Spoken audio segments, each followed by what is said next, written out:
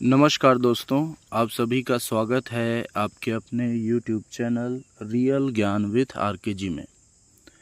दोस्तों, हिंदी नारी विमर्श के अंतर्गत हम एक महत्वपूर्ण कृति आपके सामने प्रस्तुत कर रहे हैं।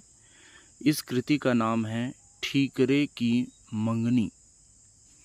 तो दोस्तों, यह जो रचना है यह नासिरा शर्मा द्वारा लिखा गया है और बहुत ही प्रसिद्ध रचना है। दोस्तों, नासिरा शर्मा आधुनिक उपन्यासकारों में एक प्रसिद्ध सशक्त उपन्यासकार के रूप में हमें देखने को मिलते हैं, जिसमें ये नारी विमर्श के अंतर्गत महत्वपूर्ण लेखिका के रूप में जानी जाती है। तो चलिए दोस्तों, देखते हैं नासिरा शर्मा का जीवन परिचय। इसके बाद हम देखेंगे ठीकरे की मंगनी नामक उपन्यास का कथासार और समीक्षा।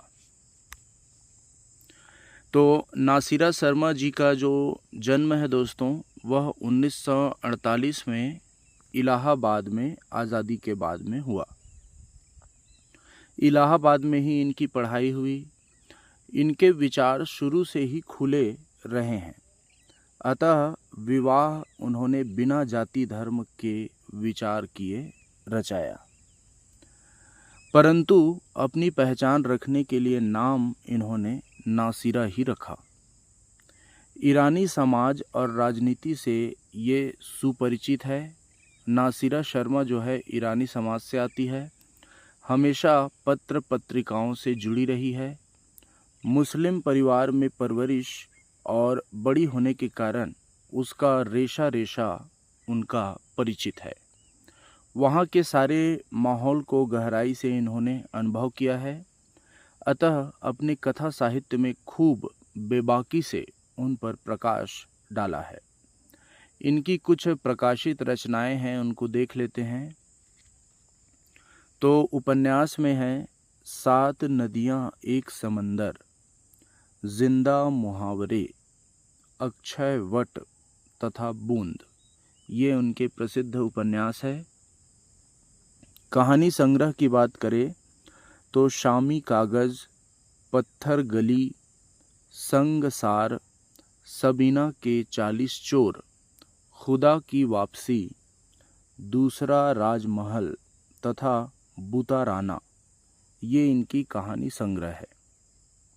इनके अलावा इन्होंने नाटक, अनुवाद तथा बाल साहित्य और इंटरव्यू भी प्रकाशित किए हैं, लिखे हैं। कुछ टीवी सीरियल और टीवी फिल्मों में भी इन्होंने आजमाया है। ठीक है, तो ये दिल्ली में अभी रहती हैं। कथानक की बात करें तो जो ठीकरे की मंगनी है, इसमें ठीकरा क्या होता है इसको आपको समझना पड़ेगा। उसी के आधार पर यह जो कथानक है इसको रचा गया है। तो चलिए दोस्तों, हम कथानक को देखते हैं। महरूख बंद कमरे में कोफ्त में भरी है, अंदर तूफान उठता और बैठता जाता है। महरूख का जन्म जैदी खानदान में 4 पीढ़ी बाद कोई लड़की पैदा हुई। तो जैदी खानदान में 4 पीढ़ी के बाद महरूख का जन्म हुआ। खूब खुशियां मनाई गई। सबने आनंद उत्साह से बच्चे का स्वागत किया।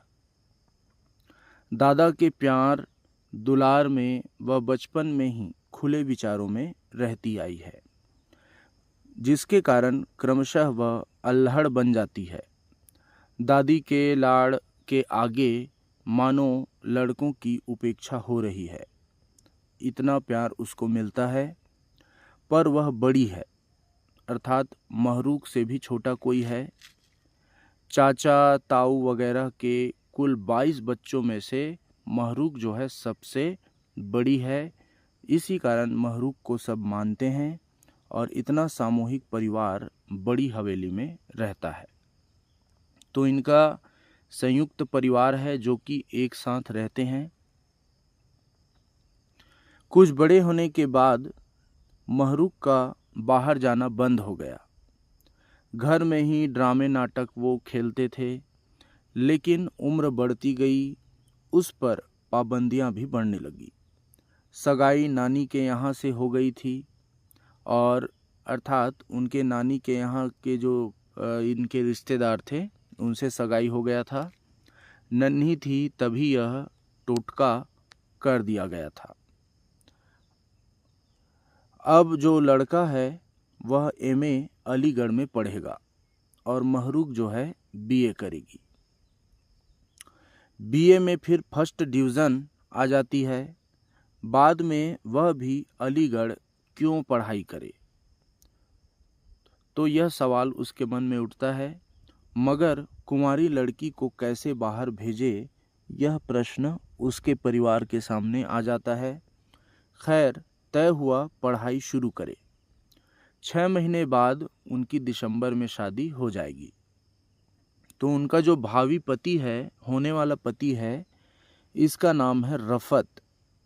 तो रफ़त भाई के साथ लेकर ऊंची पढ़ाई करने वह दिल्ली चले जाते हैं, अर्थात उनके पति उन्हें दिल्ली ले जाते हैं।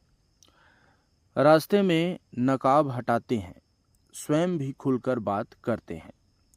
तो एक प्रकार से रूढ़ियों से हटाकर एक सही औरत रफ़त जो है वो महरूक को बनाना चाहते हैं। दिल्ली में रफ़त जो है एमफिल और महरूम जो है एमए का कोर्स कर रहे थे।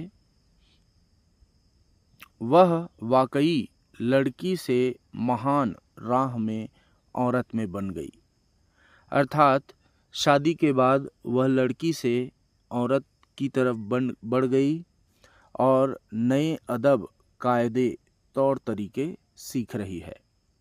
रफ़त भाई जो है वह साम्यवादी पार्टी के सदस्य हैं।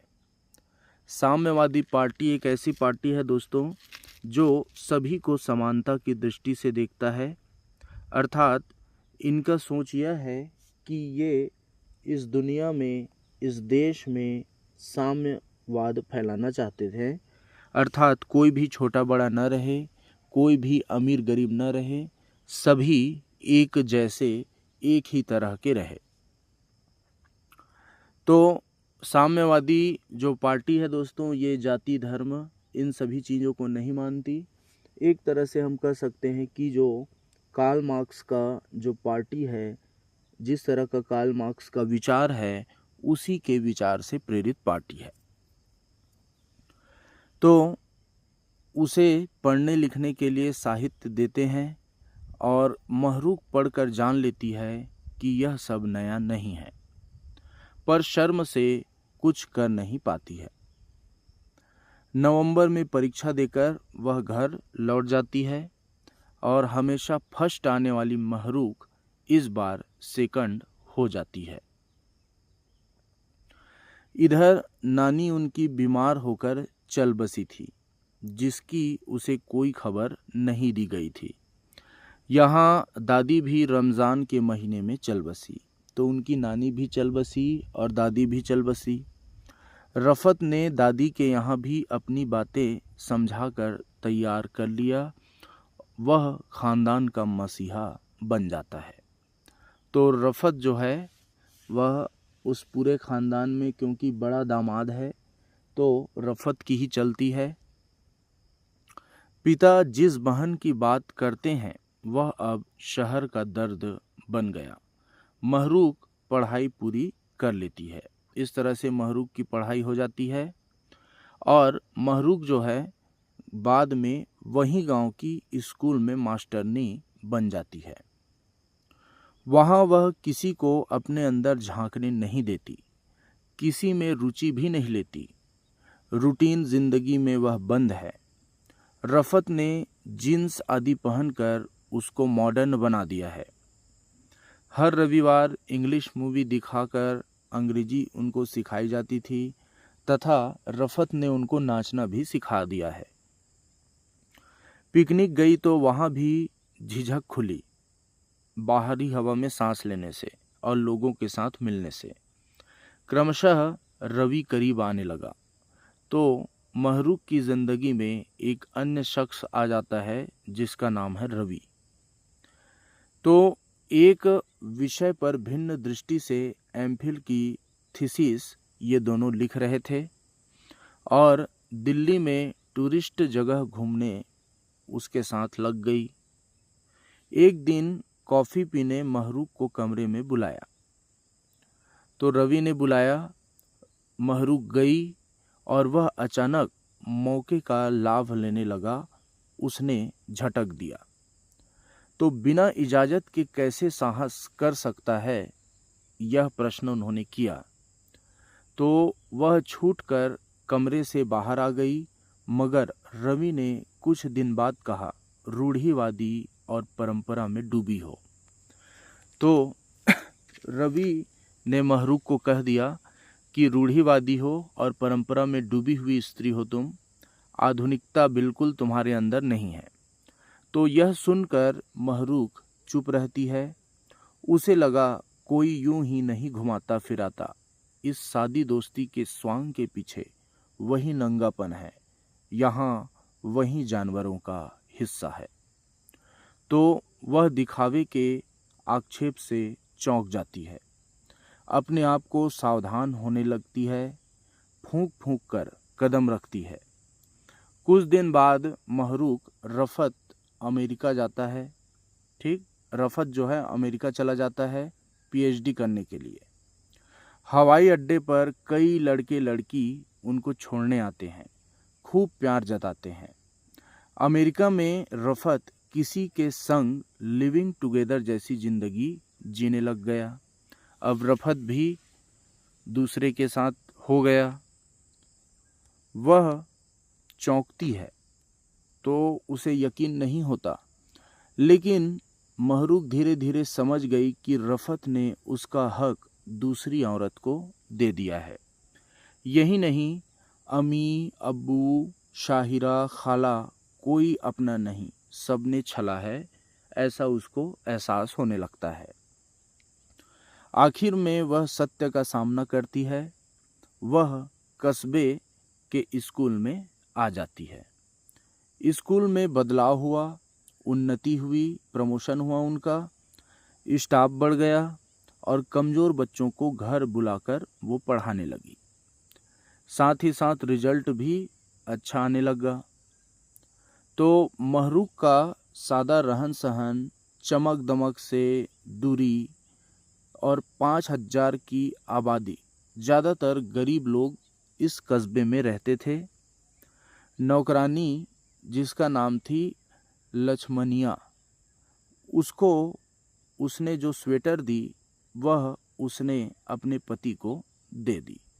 अतः दूसरी निकालकर फिर से लक्ष्मनिया को स्वेटर दे देती है। साल भर बाद नौकरी मिली। गांव में गाइड प्रोफेसर मिश्र का स्टूडेंट था। ठीक, जो गाइड है वो जो है प्रोफेसर मिश्र का स्टूडेंट था और रिसर्च करता है। मदर को कहा, रोसिन पीटर सर्व की मदद करती। सर्व पांडिचेरी महीने भर रहकर सामग्री संकलन कर लाता है और महरूख उसका सहयोग कर देती है। तो उसकी थीसिस भी आगे बढ़ाती है। फिर बस्ती पर वह लौट जाती है, पर मिश्र चाहते हैं कि वह वहीं लेक्चरर बन जाए, तो महरूख इस बात को टाल देती है। उसने बच्चों के लिए एक पुस्तिका लिखी कहानी के रूप में और उसकी साथ वाले उनका मजाक उड़ाते हैं। कुछ दिन बाद लगा इस गांव में ज़्यादा दिन न रह पाएगी। उसको बर्दाश्त नहीं हुआ। 3 जने जो थे, संजय, अरोड़ा, इशरत, षड्यंत्र कर महरूख को बदनाम करना चाहते हैं।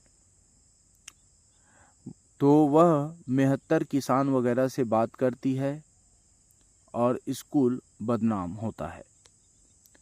फिर चुनाव माहौल उसे परेशान करता है। स्कूल का हिसाब बिगाड़ दिया प्रचार के शोर ने, पढ़ाई लिखाई बर्बाद कर दी।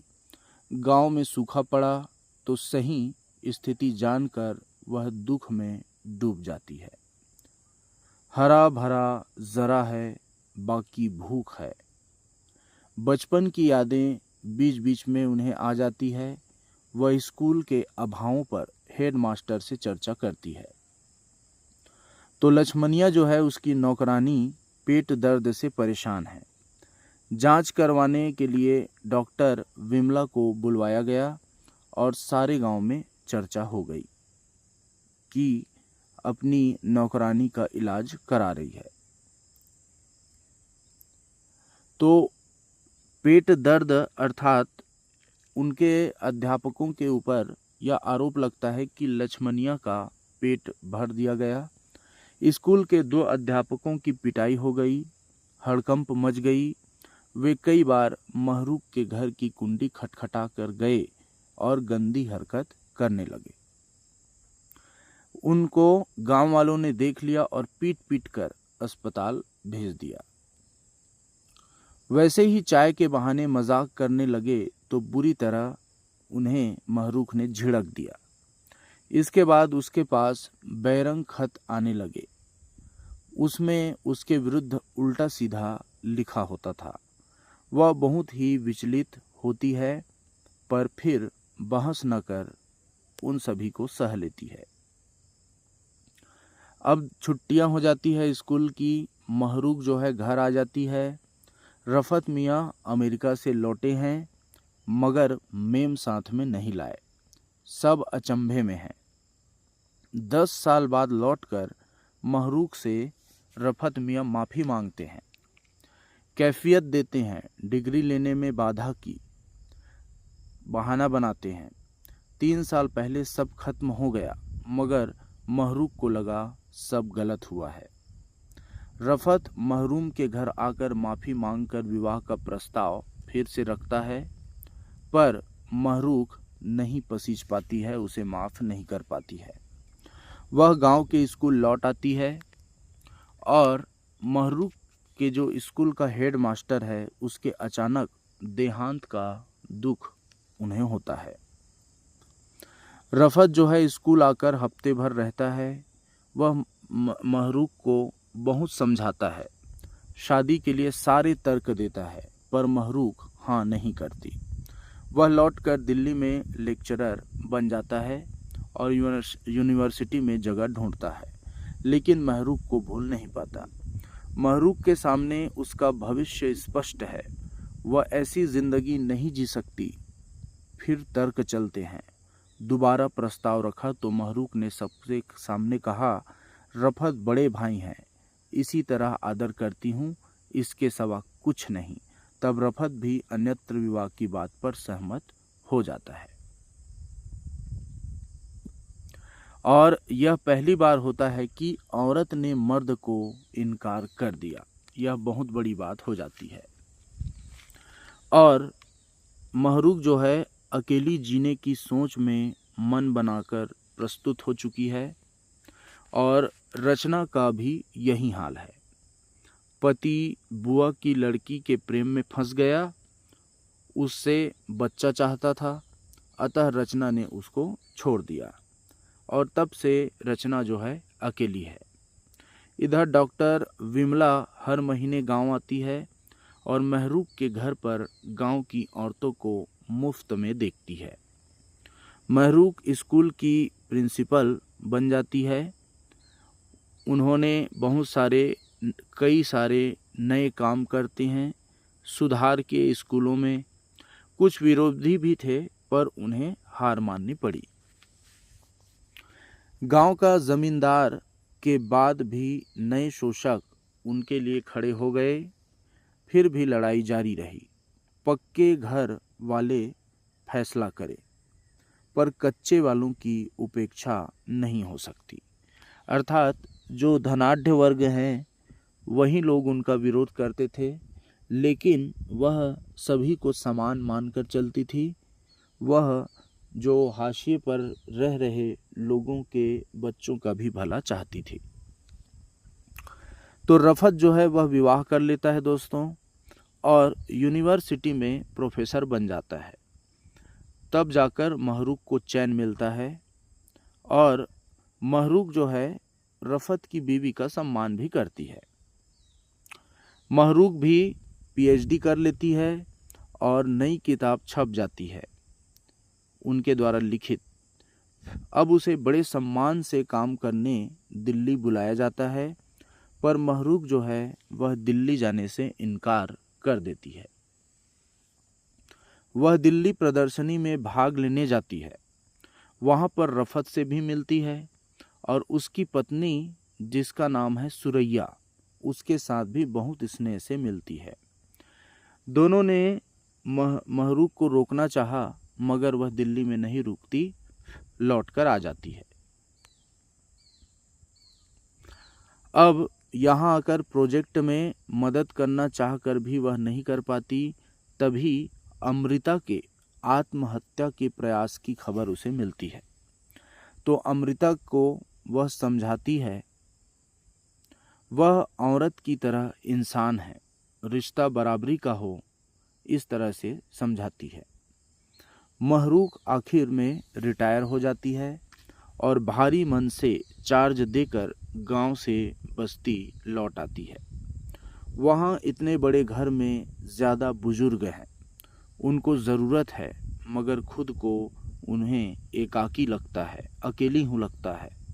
इतना बड़ा मकान धीरे धीरे टूटता गया। बड़े बुजुर्ग एक एक कर मरते गए। अब्बू गए, चाचा चाची गए और बाकी सब धीरे धीरे ख़त्म होते गए। अब उसे अकेले सफ़र तय करना है, तो भावनात्मक रूप से वह कोफ्त होती गई। उनका बुढ़ापा तो इसने सुधार दिया, महरूख का कौन करेगा। अर्थात वह सोचने लगी कि मेरे बुढ़ापे में साथ देने वाला कोई नहीं है। वह मकान जर्जर हो रहा है और पता नहीं कब कहाँ गिरे। अम्मी बराबर सोचती, मेरी बेटी के भाग्य में इतने कांटे क्यों हैं। तो वह सोचती है कि अगर अम्मी जिंदा होती तो यह सोचती कि इतना कठिन रास्ता क्यों उनकी बेटी को तय करना पड़ रहा है। महरूख सोचती है और औरतों को ठीकरे और कौड़ियों से खरीदना कब बंद होगा, बोलियां लगाना कब बंद होगा, मर्दों के सहारे जीने की मजबूरी कब खत्म होगी, अपने तरह जीने की आज़ादी कब मिलेगी। और इन्हीं सवालों में वह खोई रहती है महरूख। तो महरूख का विशाल घर जो है बिक जाता है, उसकी अम्मी भी चली जाती है। अब महरूख ने अपना सामान बांधा तो उसके मन में आया कहाँ जाए, क्या करे। तभी देखा उनकी भाभी जहरा ने अपनी बेटी को पीट दिया, क्योंकि वह महरूख बनना चाहती थी, जबकि जहरा को वह मनहूस कतई पसंद नहीं। अर्थात जहरा, उसकी भाभी जो है, महरूख को पसंद नहीं करती है। हालांकि भाई तनवीर जो है महरूख की कद्र करता है। इस पर महरूख को बहुत दुख होता है। अब सब अपने अपने घर लौटने लगे। महरूख को बहन भाई अपने साथ रखना चाहते हैं। तो उसके जो बहन भाई हैं अपने साथ में रखना चाहते हैं, पर उसने कहा कि पिता और पति से हटकर भी औरत का अपना घर हो। वह वहीं रहकर जीना चाहती है जहां 30 साल नौकरी की है। शाम को वह गांव लौट जाती है फिर से, और महरूख ने पहले ही खत लिखकर मकान वगैरह का इंतजामात कर लिया। आने की खबर भी दी जाती है और वहीं आकर वह एक कमरे में आकर चैन से लेटती है और फिर सो जाती है। तो इस तरह से दोस्तों, यह जो ठीकरे की मंगनी उपन्यास है, इसके सारांश को आपने देख लिया। आगे नेक्स्ट वीडियो लेक्चर में हम इस उपन्यास की समीक्षा करेंगे। तो आशा है आपको यह शॉर्ट में समझ आया होगा, क्योंकि यह उपन्यास बहुत लंबा है, तो जैसे तैसे हमने इसको शॉर्ट में आपके सामने प्रस्तुत कर दिया। आशा है आपको समझ आया होगा। तो आज के लिए इतना ही दोस्तों, धन्यवाद।